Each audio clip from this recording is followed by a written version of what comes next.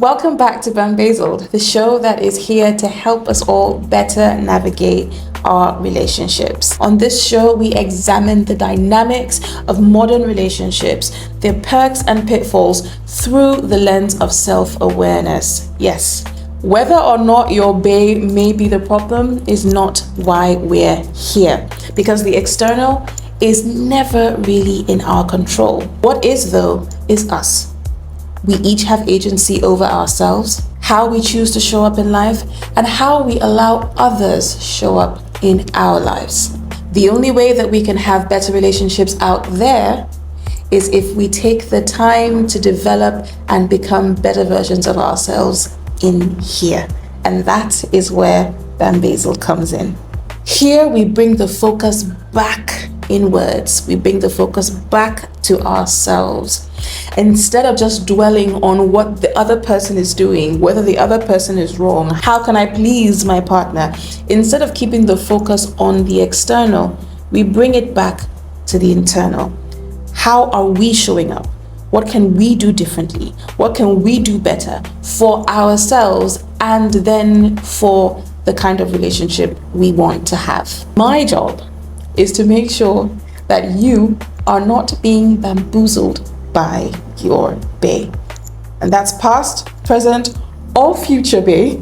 No bamboozling here, not any longer. So whether you're looking for clarity in your own relationship or simply trying to help someone else that you think might be struggling, Bambazeled is where you can get all the relationship cheat codes. Now, this week, we are continuing with our emotional abuse series, where we are trying to take a very deep and extensive dive into the world of emotional abuse, what it looks like, what it sounds like, how it presents, the effects it has on the victim, and I know people don't like that word, so let's say the people that are receiving that abuse, why it's so hard for people to leave and break away, and how you can do that if you've come to the point in your life where you're tired of being tossed to and fro by another person's emotional dysfunction.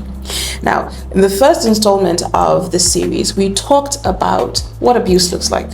We gave a long list, and somewhere on this screen, I'm going to link that video. In this second installment, we're going to be talking about the intended effect that these abusive tactics are meant to have on the receiver.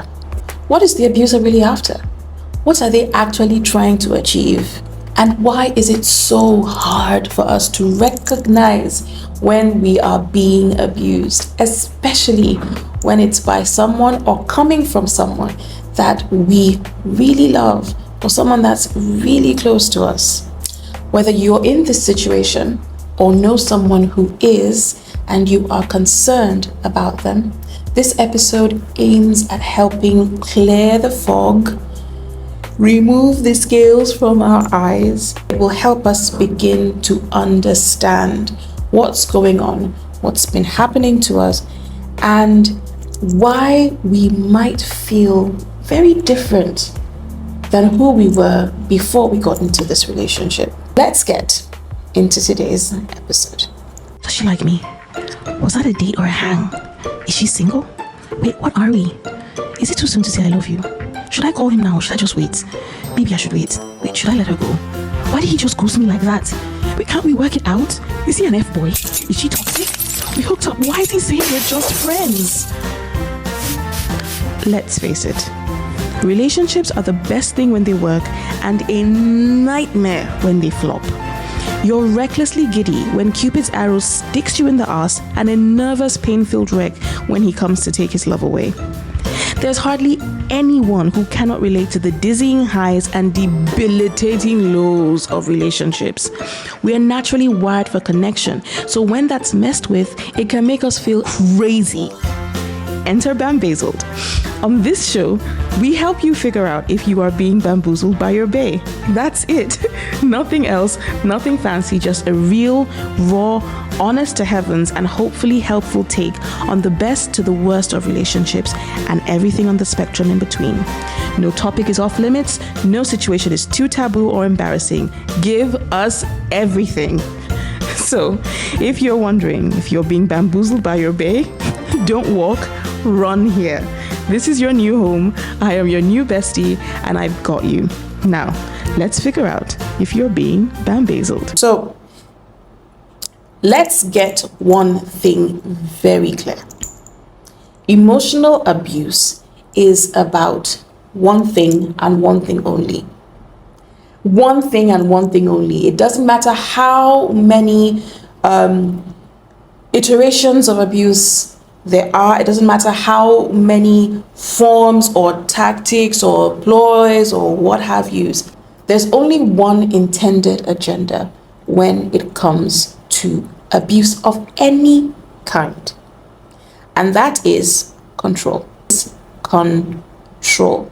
Now, everything you're going to hear during the course of this series, try to keep in mind that the one major goal, even though we're going to break it down into sub goals, the major goal is control. Emotional abusers will use these subtle little methods that can often go unnoticed if to the untrained eye, to get that control that they so crave and need to have. So the things they do are meant to foster emotional dependence. They want you to need them, and not need them in a healthy way, because I believe that in every healthy relationship, you both need each other. That's why you're in a relationship, right? But with abusive people or emotionally maladjusted people, I think that's a better way to call it, they want you to need them to an unhealthy extent, to a point where you are unable to function without them. That is not healthy. That is not good. Think about it like addiction. Now, when a person becomes addicted to drugs, becomes addicted to alcohol, becomes addicted to anything, they can no longer function without that thing. With the abuser, it is an intentional indoctrination. An intentional addiction is being created inside of their partner, so that when the partner needs to leave, they find it almost impossible to do so. And so we're going to now focus on these things that they do, but more so from the angle of the effect that they have on people. All right, number 7. Minimizing the victim's feelings. Now, what does it look like? Dismissing or downplaying the victim's emotions, making them feel like they're irrational or overly sensitive, or they're crazy, or they're too much. The abuser uses phrases like, "you're overreacting," or "it's not that big of a deal," or "can't you take a joke?" "Oh, I beg, sorry, this one, any small thing you will cry, baby." All of those things. They find ways to dismiss how you are genuinely feeling in the face of their abuse, or in the face of some other thing that is causing you distress. They minimize and dismiss your feelings. Now, what's the intended effect of this behavior? Abusers do this to undermine the victim's emotional responses, making them feel as though their concerns are not valid and forcing them to second guess their own reactions. Why would an abuser need you to second guess your own reactions? Why would they need you to why would they need you to feel like your own genuine concerns are invalid? This is the reason. I want to do what I want to do as the abuser. That's the only reason. So I want to be able to react however I want without you telling me, "Sweetheart, you can't talk to me crazy. You can't yell at me. You can't curse at me." Now, if I'm angry with my boyfriend, my husband, my partner, my friend, my parent, my sibling for cursing at me in an argument, and I hold them accountable and say, "Hey, you can't do that. It's absolutely unacceptable," that jeopardizes their control. Sure, you know. Because you're telling me I can't talk to you like trash. And there are days I want to talk to you like trash, because it's essential that I talk to you like trash It's essential I talk to you like trash because I need to make you small enough for me to contain and control. So if you start telling me that it's not okay for you to be treated like trash, that jeopardizes my plan down the line to be able to subdue and control you. So I'm not going to let you tell me that I can't talk to you like trash. Guess what I'm going to do? I'm going to make you think you not wanting to be treated like trash is you being too sensitive, is you being too needy, is you being too demanding, is you being too much.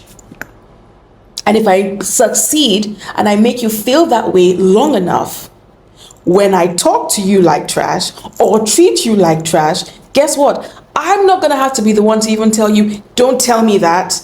I have already instilled a programming in you where you will tell yourself, oh gosh, am I overreacting? Wanting to spend time with him, am I being too needy? Am I too much? Maybe I'm the problem. And guess what? You've done my job for me. I don't even have to say anything anymore. There's this, I think it's common knowledge, the Komodo dragon, I think it's called a monitor lizard. This big, scary, ugly looking lizard. I've read somewhere that when it goes after its victims, it doesn't attack to immediately subdue. It only attacks to get one bite in. This is the reason. The Komodo dragon, there's so much bacteria and I don't know if it's venom, but I know that there's bacteria in its saliva, deadly enough that if that bacteria gets into the bloodstream of whatever it's bitten, it's going to be infected. It's going to be so infected that that part of it is going to become immobile or rotten or whatever. So if it gets one bite in, it can let you run. But it'll know that, it's just going to keep following your tracks. It's going to find your immobilized body somewhere down the path. And then it doesn't have to struggle with you anymore. You're just there. You can't move because the thing that it has already put inside you has long gone to work. And that is one of the effects of minimizing your emotions. They do it enough that you begin to do it to yourself. There's a way that emotional abuse is normalized over time, and this is what makes it so dangerous. One of the hardest parts about emotional abuse is how subtle it can be. Your abuser rarely starts with screaming, rage, breaking things, hitting you. They don't start big, well, unless they love bombing you. They start the abuse little, subtle, small ways. Things that seem harmless at the time. It's like if someone steals 1 naira from you, it means nothing. If they steal 5 naira from you, it doesn't really mean anything. But if they steal 5 naira from you 10 million times, calculate how much money has been taken away. That's how emotional abuse works. If you get cut on your hand here, there's nothing to it. You're just gonna put a band-aid on it, it's fine. But if you get cut here, you get cut all over. Before you can stave the bleeding here, before you can stop the bleeding here, you're bleeding out of here, and you've bled out. That's pretty graphic. But emotional abuse is very serious and very harmful. That's what it actually does to your mind. Over time, the abuse escalates. It always does. But by that time, it often feels like it's normal because this has happened so long. You now begin to question yourself. Where things were unacceptable before, you start to ask yourself, am I overreacting? Maybe I'm just too sensitive. Is it me that's the problem? Am I the narcissist? What did I do to make him upset? What did I do to make her upset? You start to question if this is just how relationships are supposed to be, and you're asking for too much. If you leave, are you going to meet anybody else? Because maybe this is just what happens in relationships. It's easy to miss the signs when they come wrapped in a package or in gestures that on the surface seem so small, insignificant, and sometimes even innocent. The scary part is that this kind of abuse is so under the radar that it can go on for years and years undetected, but that doesn't mean that the damage it causes is not there. Emotional abuse is not always loud, it's not always obvious, but its damage runs deep, sometimes deeper than we can immediately see, because the wound is invisible, one that is so often hard to see, but even harder to heal. Now, if you have ever felt trapped, manipulated, unfairly treated, used, misused, if you feel like a shadow of yourself, if you feel like I'm different in a negative way, before I came into this relationship, I wasn't like this. If you feel confused, if you feel afraid, if you feel anxious, trust your gut. Trust your feelings. If you have ever once, even in the silence of your own mind, asked yourself, am I being abused?